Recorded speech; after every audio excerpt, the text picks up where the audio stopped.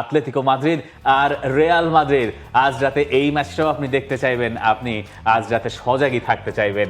Atletico আর Real যখন একে অন্যের মুখোমুখি হয়, সবশেষ রেজাল্টের কথা আমরা একটু করে মনে করিয়ে দিতে পারি।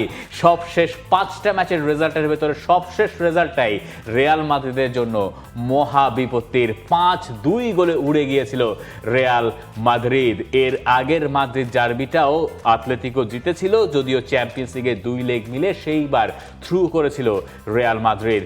আর লা লিগার শেষ দুটো ম্যাচ শেষ হয়েছিল তাদের 1-1 গোলের ড্রতে। আজকের ম্যাচেও লোকে এক্সপেক্ট করছে যেভাবে 5-2 গোলে আতলেতিকো মাদ্রিদ রিয়াল মাদ্রিদকে হারিয়েছিল, সেই ম্যাচে যেরকম দিয়েগো সিমিওনে ইউলিয়ান আলভারেজের সঙ্গে সোরলোথকে ব্যবহার করেছিলেন, যে প্রেডিক্টেড 11টা আমরা পাচ্ছি বা বুঝতে পারছি, সেখানে আরো একবার মনে হয় সোরলোথ আর আলভারেজ একই সঙ্গে স্টার্ট করতে যাচ্ছেন। এবং সেটা যদি হয় তাহলে রিয়াল মাদ্রিদের জন্য গেল ম্যাচে সেই মোমেন্টগুলো একটু হলেও ফিরিয়ে আনার সব ধরনের সুযোগ থাকবে আতলেটিকো মাদ্রিদের। আপনি হিসাব করে দেখেন রিয়াল মাদ্রিদের এই ডিফেন্সিভ লাইনটাকে আমি এখনো বলবো না তারা ফুললি রেডি আতলেটিকো মাদ্রিদের মতো দলের এগেইনস্টে খেলার জন্য, কারণ ইনজুরির প্রবলেমগুলো তারা ফেস করছে। ইনফ্যাক্ট আপনি যদি খেয়াল করে থাকেন যে লা লিগায় রিয়াল মাদ্রিদ এখন পর্যন্ত যেই পরিমাণ ইনজুরি ফেস করেছে, 30+ ইনসিডেন্ট তাদের এই কয়েক মাসের মধ্যেই হয়ে গেছে। সেটা বার্সেলোনার থেকেও অনেক বেশি, সেটা আতলেটিকো মাদ্রিদের থেকেও অনেক বেশি। আপনি হিসাব করে দেখেন এই ম্যাচটাও আপনি হচ্ছে কিলিয়ান এমবাপ্পেকে আপনি পাচ্ছেনই না। থ্যাংক ইউ সেটা কাটার জন্য। আপনি বলতে চাইছিলেন কিলিয়ান এমবাপ্পে থাকবেন না, এই কারণে ইনজুরির এই রেকর্ড আপনি টেনে আনলেন। Please continue. আপনি হচ্ছে গিয়ে ডিফেন্স লাইনেও খেয়াল করেন, আপনি তো এই ডিফেন্সিভ লাইনটাকে মানে ফুল যে সেট সেটাও আপনি বলতে পারছেন না। এখন আপনি রাইট ব্যাকে ভালভার্দেকেই খেলাবেন। হ্যাঁ, ভালভার্দে, কারণ আপনার ট্রেন্ড কিন্তু ফিট হয়েছে, কিন্তু তারপরও আপনি এই রিস্কটা নেবেন কিনা ট্রেন্ডকে এই ম্যাচে আসলে নামিয়ে দেওয়ার জন্য। আমরা লাস্ট ম্যাচের আগেই দেখলাম যে সেই জায়গায় আপনার হচ্ছে গিয়ে ভালভার্দেকেই তিনি নামিয়ে দিয়েছেন, কোনো রিস্ক আসলে আলোনসো সেই জায়গাটায় নেন নাই। এখন আজকের ম্যাচটায় আপনি যদি হিসাব করেন এমবাপ্পে তো নাই, ফাইন, আপনি তো গার্সিয়াকে এই ম্যাচে নামাবেন, বাট এই ম্যাচটা আপনার রড্রিগো ভিনিসিয়াসের কাছ থেকে আপনার বিগ পারফরমেন্স লাগবে এই ম্যাচ যদি আপনি আতলেটিকোকে সিল করতে চান। যেভাবে হ্যাটট্রিক করেছেন শেষ ম্যাচে গনসালো গার্সিয়া, এরপরে তো এই ম্যাচটা তার জন্য একেবারে মোক্ষম সুযোগ। মানে এমবাপ্পেকে ছাড়াই এই সৌদি আরবে ম্যাচগুলো খেলার সিদ্ধান্ত রিয়াল মাদ্রিদ কোন পয়েন্টে নিল? যখন তারা দেখলো যে না, গনসালো গার্সিয়া তো হ্যাটট্রিক করেছেন রিয়াল বেতিসের বিপক্ষে, এখন আমরা বোধহয় একটু এই ঝুঁকিটা নিতেই পারি। কিলিয়ান এমবাপ্পের উপরে প্রচন্ড পরিমাণে চাপ পড়ছে, সব ম্যাচ তাকে খেলতে হচ্ছিল বেতিসের ম্যাচের আগ পর্যন্ত। Let's give him some rest, তিনি একটু ফিট হয়ে ফিরুক, কারণ লা লিগায় লম্বা মৌসুম এখনো বাকি আছে, চ্যাম্পিয়ন্স লিগ গোটাটাই বাকি আছে। আমরা এর মধ্যে গনসালো গার্সিয়াকে দিয়ে কাজ চালাতে পারবো। গনসালো গার্সিয়া যে পারফরমেন্স দেখিয়েছেন, এবং গার্সিয়া ক্লাব ওয়ার্ল্ড কাপের যে ফর্ম ছিল সেটা আমাদেরকে বলে যে তিনি নিয়মিত গোল করতে পারেন। একটা এই ধরনের টুর্নামেন্টের জন্য তিনি আরও বেশি হয়তো নিজেকে ফিট রেখেছেন, সেইটা তার জন্য ভালো, এবং তার জন্য খুব ভালো একটা স্টেজ যে মাদ্রিদ ডার্বিতে তিনি শুরু থেকে থাকতে পারবেন। একই সঙ্গে ভিনিসিয়াস আর রদ্রিগোর ব্যাপারটা তো থাকছেই। ভিনিসিয়াসের যে পারফরমেন্স সেইটা তো এখনো আসলে সেই জায়গায় ফেরে নাই, মানে তিনি এখনো সেই গোল খরার ভেতর দিয়ে যাচ্ছেন, তিনি এখনো তার সেরা জায়গার ধারে কাছ দিয়েও হাঁটছেন বলে আমার মনে হয় না। এই ম্যাচে আপনি রদ্রিগোর ওপর একটু করে নজর রাখতে চাইবেন। রদ্রিগো আমার কাছে মনে হয় যে লেটলি রিয়াল মাদ্রিদের যত কয়জন ইমপ্রুভ ফুটবলার আছেন তার ভেতরে রদ্রিগো একজন, যার ইম্প্যাক্ট প্রতি ম্যাচে দেখা যাচ্ছে।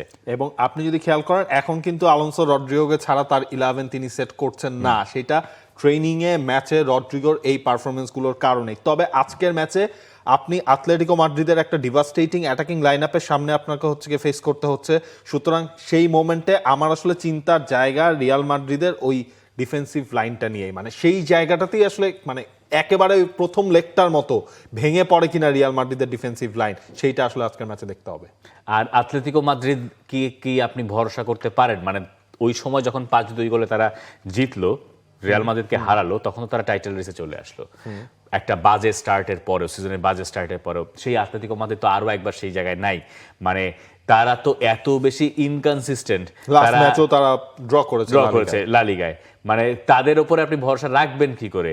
এখন ভরসা রাখবেন না বলেই কি এই ধরনের ম্যাচে জান প্রাণ দিয়ে আতলেতিকো মাদ্রিদ লড়ে? আপনি শেষ ওই যে 5 ম্যাচের স্ট্যাটটাই যে আমরা দেখছিলাম, সেখানেও যদি আপনি দেখেন রিয়াল মাদ্রিদের জয় কিন্তু একটাই। ধরেন রিয়াল মাদ্রিদ লা লিগায় অন্য টিমগুলোর সাথে খুবই ডমিনেটিং পারফরমেন্স করে, কিন্তু সামহাও লাস্ট 1 সিজন বা 2 সিজন আতলেটিকো মাদ্রিদের এগেইনস্টে খেলতে গেলেই আসলে রিয়াল মাদ্রিদের কোথায় যেন একটা তাল কেটে যায়। আপনি ফার্স্ট লেগটার কথা চিন্তা করেন, ওই ম্যাচে 5-2 গোলের ব্যবধানে রিয়াল মাদ্রিদ হারবে সেটা কেউ এক্সপেক্ট করে নাই। এখন সেটা ওইটাই- হয়েছে বিকজ ওই মাদ্রিদ ডার্বি, আমার মনে হয় মাদ্রিদ ডার্বিতে ইদানিং রিয়াল মাদ্রিদ আতলেটিকোর এগেইনস্টে কিছুটা প্রেসারে পড়ে যায়। সেই বিধ্বস্ত করাটাই কি আসলে ফেরত আনতে চাইবে দিয়েগো সিমিওনে? সেটাই কি তাকে কাজে দেবে? তার দলের হয়ে টনিকের মতো কাজ করবে? সিমিওনে বলছেন মাদ্রিদ ডার্বির প্রতিটা ম্যাচই আগের ম্যাচগুলো থেকে আলাদা। লা লিগায় প্রথম ম্যাচটির সাথে এই ম্যাচের কোনো সম্পর্ক নাই।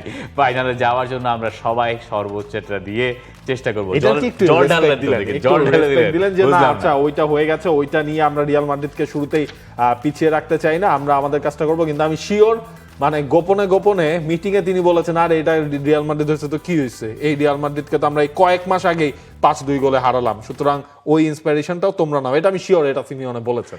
আর শাবি আলোনসো বলছেন ভুল থেকে আমরা শিখবো বা শিখছি বা শিখেছি। আসলেই কি রিয়াল মাদ্রিদ কিছু শিখেছে?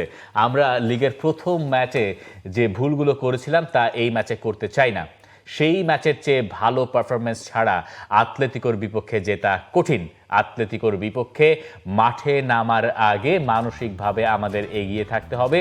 ওরা ডিমান্ডিং প্রতিপক্ষ, মৌসুমের প্রথম ট্রফির সামনে আমরা, এটা বেশ গুরুত্বপূর্ণ। শেষের কথাটা বেশ ভাইটাল। শাবি আলোনসো একে তো চাপে আছেন এবং এই চাপ থেকে মুক্তি পেতে হলে একটা মাদ্রিদ ডার্বিতে জয় তাকে যেমন হেল্প করতে পারে, যদিও সেটা শেষ বিন্দু নয়, এরপরেই একটা তাহলে এল ক্লাসিকো থাকবে। সেটা যদি জিততে পারেন তাহলে এই যত সমালোচনা উঠেছিল সেটা তিনি ধামাচাপা দিয়ে এইটুকু কনফার্ম করা যাবে যে না, তিনি জুন পর্যন্ত বা জুনের আগ পর্যন্ত সিজনটা তিনি শেষ করবেন অন্তত পক্ষে। এরপরে অনেক কিছু কিন্তু করতে আপনি পারে জাস্ট রিয়াল মাদ্রিদ, বিপরীতটা রিয়াল ভাবেন, মাদ্রিদ। ধরেন হচ্ছে মাদ্রিদ ডার্বিতেই হেরে গেল শাবি আলোনসো, তাহলে তো হচ্ছে আবার তার মন্ডপাত শুরু হয়ে যাবে, মানে এনর্মাস একটা প্রেসারের মধ্যে তিনি পড়বেন, সেটা নির্দ্বিধায় বলে দেয়া যায়। অন্তত পক্ষে এল ক্লাসিকো পর্যন্ত যাইতে হবে। হ্যাঁ, ধর মানে এখন আলোনসোর দিনটা এমন হয়েছে আপনার, উনি হচ্ছে ওই ধরেন ট্রফির জন্য তিনি অপেক্ষা করবেন, এই ট্রফিটা যদি তিনি পেতে পারেন তাহলে হচ্ছে কিছু দিনের জন্য হলেও সেই জিনিসটাকে তিনি ধামাচাপা দিতে পারবেন। যদি না হয়, ধরেন আপনি আজকের ম্যাচটা জিতলেন, এল ক্লাসিকোতে যে হেরে গেলেন, আবার কথাবার্তা শুরু হবে, তখন হচ্ছে কি আপনার ওই প্রথম এল ক্লাসিকোতে যে আপনি বার্সেলোনাকে হারিয়েছেন সেটা মানুষ ভুলে যেয়ে বলবে রিসেন্ট ফর্মটা কি মানুষ আসলে টেনে আনবে। অবশ্যই সেটা তো একটা হবে, কিন্তু অন্তত পক্ষে তার একটা জায়গায় নেগোশিয়েট করার জায়গা থাকবে। কিভাবে? শাবি আলোনসো দুইটা মাদ্রিদ ডার্বি তাহলে হারেন নাই, মানে যেহেতু ফাইনাল তিনি খেলছেন, যদি আমরা ধরে নিই যে ফাইনাল তিনি খেলছেন, তাহলে বলতে পারবে যে না, মাদ্রিদ ডার্বিতে আমি প্রথমবার হেরেছিলাম, এবং হেরেছিল তো যত না আতলেতিকো মাদ্রিদের কাছে তার চেয়ে বেশি ইউলিয়ান আলভারেজের কাছে। মানে আলভারেজের ওই ম্যাচের যে মাস্টার ক্লাস পারফরমেন্স ছিল,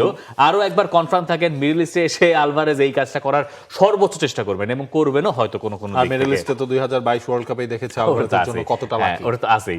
তো ওই ম্যাচের পরে এখন যদি মাদ্রিদ ডার্বিটা তারা জিততে পারে, বলতে হবে যে না ঠিক আছে, আমার কিছুটা উন্নতি হয়েছে, এখন আমি এল ক্লাসিকোতে যাচ্ছি। এল ক্লাসিকো দিকে কিলিয়ান এমবাপে বিহীন অবস্থায় যে কোনো ফল নিয়ে আপনি একটা মোটামুটি চালা যেতে পারবেন। কিন্তু সমস্যাটা হবে মাদ্রিদ ডার্বিতে হেরে গেলে আবার নতুন করে চাপে পড়ার সুযোগ থাকবে শাবি আলোনসোর। এবং সেটা কিন্তু শাবি আলোনসো বলছেন যে লাস্ট সিজন কি হয়েছিল, লাস্ট সিজন হয়েছিল যেটা আপনার বার্সেলোনাই সুপার কাপ জিতলো, স্প্যানিশ সুপার কাপ, লা লিগা জিতলো, কোপা দেল রে জিতলো। শাবি আলোনসোর টার্গেট আসলে ওইটাই, সিজনটা শেষ করার আগে ওই যে ইন্সপিরেশনটা পাওয়া, সেটা তিনি স্প্যানিশ সুপার কাপ থেকেই পেতে চান। আপনারাও জানিয়ে রাখতে পারেন আপনাদের prediction না আমার জানাবেন। প্রেডিকশন হচ্ছে রিয়াল মাদ্রিদ জিতবে। রিয়াল মাদ্রিদ জিতবে? ঠিক তো উল্টাটা হয় রিয়াল মাদ্রিদের কথা বললে। দেখা যাক আমার কি কাছে হয়। মনে হয় আজকের ম্যাচে Draw তো বলতে পারবেন না। ড্র হলে পেনাল্টি হবে, সমস্যা কি? ড্র হলে কিন্তু ডিরেক্ট টাইব্রেকার, Tiebreaker-এ চলে যাবে। এবং ওইখানে ওই যে ডাবল টাচে উইলিয়ান আলভারেজ বল বাইরে মারবে, রিয়াল মাদ্রিদ জিতে যাবে। ঠিক আছে, এরকম কিছু একটা। আপনি বলবেন। হ্যাঁ, আমার আমাদের কাছে মনে হয় producer বলছেন যে আতলেতিকো জিতবে। প্রোডিউসার বলতেছে আতলেতিকো মাদ্রিদ জিতবে। আমি কারণ তিনি হচ্ছে বার্সেলোনা আমি fan, এটা বলে রাখতে চাই। সেটাই, তিনি হচ্ছে বার্সেলোনা ফ্যান, এই কারণে তিনি মন থেকে চান। আমার ধারণা এটা তার বিশ্লেষণ না। আমার কাছে মনে হয়, আমার কাছে কি মনে হয়, আমি খুবই দ্বিধাদ্বন্দ্বে আছি। আতলেতিকো মাদ্রিদ এজ একটু দিয়ে রাখি, একটু মানে 51 আতলেতিকো, 51, 49 হচ্ছে রিয়াল 49 রিয়াল মাদ্রিদ। মাদ্রিদ। তিন শেষে রিফাত মাদ্রিদের প্রেডিকশন দা আতলেতিকো মাদ্রিদের পক্ষেই যাচ্ছে। দেখা যাক শেষ পর্যন্ত এই স্প্যানিশ সুপার কোপায় কি হয়। আপনারা আপনাদের প্রেডিকশন জানিয়ে রাখুন। For more updates, subscribe to our YouTube channel and click on the bell icon. Follow us on Facebook and Instagram. Download T-Sports app to enjoy exciting games and highlights. Visit tsports.com.